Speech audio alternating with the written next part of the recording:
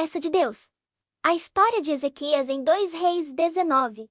Olá, pessoal! Sejam todos muito bem-vindos ao nosso canal. Hoje, vamos mergulhar numa história de fé, desespero e libertação, que nos ensina muito sobre o poder da oração e a fidelidade de Deus, mesmo quando tudo parece perdido. Vamos falar sobre o rei Ezequias e o cerco de Jerusalém. Uma narrativa poderosa que encontramos no livro de 2 Reis, capítulo 19. Imaginem a cena.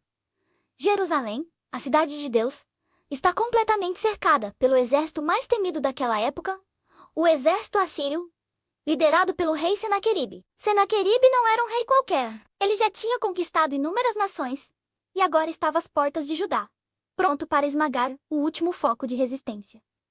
A situação era desesperadora. Para piorar, Senaqueribe não usava apenas a força militar. Ele era mestre na guerra psicológica. Ele enviou seu oficial, Rabsaqué, para gritar insultos e ameaças aos muros de Jerusalém. Rabsaqué falava em hebraico, a língua do povo, para que todos pudessem entender, e o pânico se espalhasse. Ele dizia: "Não deixem Ezequias enganar vocês. Ele diz para confiarem no Senhor. Mas que Deus já conseguiu livrar seu povo das minhas mãos? O Deus do Egito? O Deus de Ramate?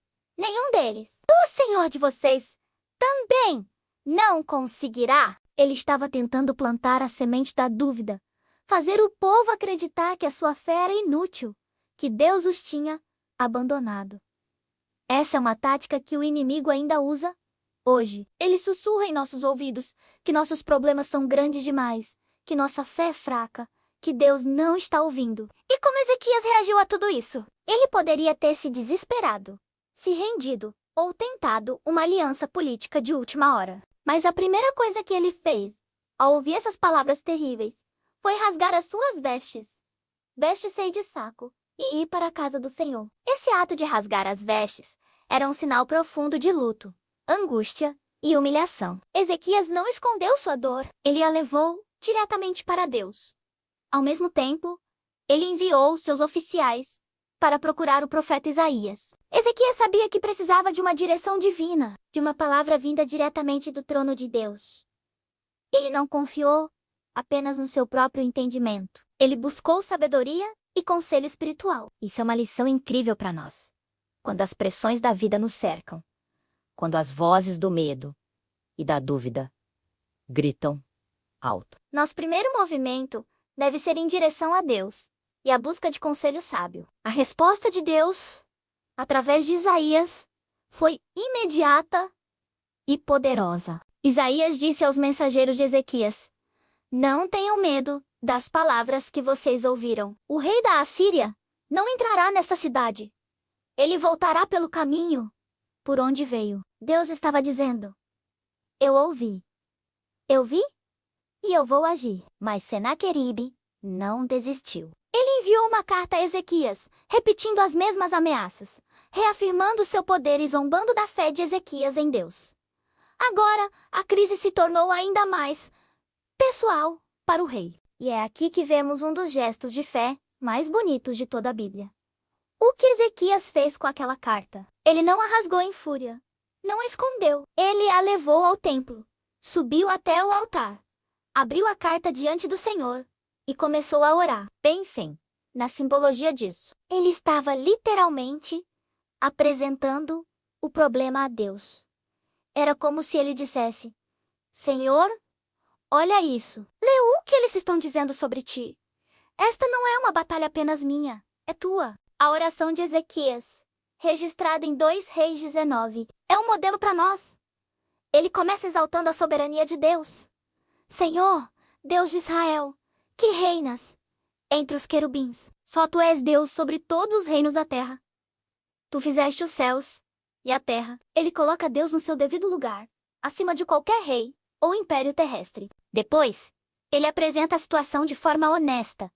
Dá ouvidos, Senhor, e ouve.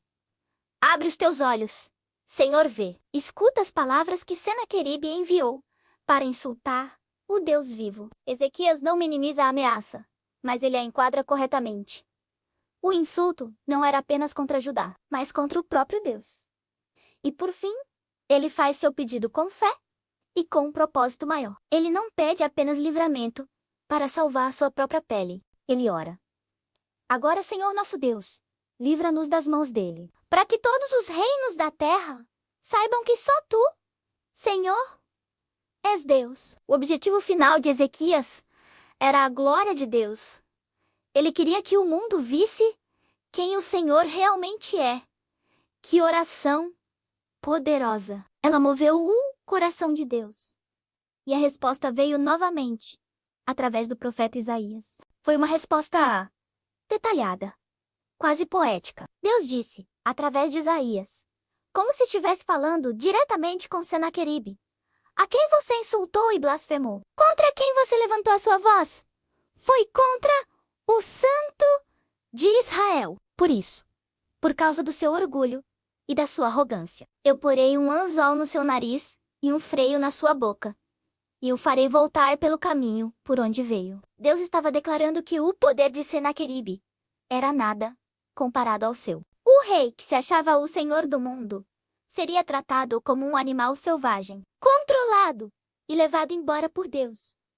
E Deus deu um sinal a Ezequias para confirmar a sua promessa.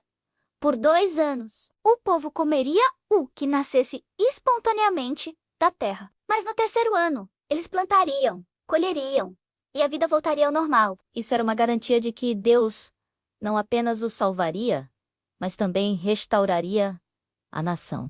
E então, um milagre acontece. O clímax da história. Naquela mesma noite, o anjo do Senhor saiu e feriu 185.000 homens no acampamento assírio. Quando o povo acordou na manhã seguinte, o que viram foi um campo de corpos. O exército mais poderoso do mundo foi aniquilado, sem que um único soldado de Judá precisasse levantar sua espada. A vitória foi total, silenciosa e sobrenatural. Foi obra exclusiva de Deus. Senaqueribe, humilhado e derrotado, voltou para sua capital Nínive. E a ironia final: o homem que desafiou o Deus vivo acabou sendo morto por seus próprios filhos, enquanto adorava no templo do seu Deus falso, Nisroque. O Deus em quem ele confiava não pôde salvá-lo, nem mesmo de sua própria família. A história de Ezequias é um lembrete eterno de que nossas batalhas mais difíceis são vencidas de joelhos. Mostra que a humildade de reconhecer nossa incapacidade e a coragem de confiar plenamente em Deus são nossas armas mais poderosas. Quando as vozes do medo e da intimidação cercarem você, lembre-se de Ezequias. Leve a carta do seu problema e abra menos adiante do Senhor. Ore com sinceridade. Exalte a soberania de Deus e peça que Ele seja glorificado através da sua situação. Deus é fiel para cumprir suas promessas. Ele pode silenciar as vozes dos seus inimigos e trazer uma libertação que você nunca imaginou ser possível. A mesma mão que protegeu Jerusalém é a mão que protege você hoje. Confie nele. Espero que esta mensagem tenha fortalecido sua fé. Se você foi abençoado por esta palavra, não se esqueça de deixar seu like, compartilhar com alguém que precisa ouvir isso e se inscrever no canal para mais estudos como este. Muito obrigado por assistir e até a próxima!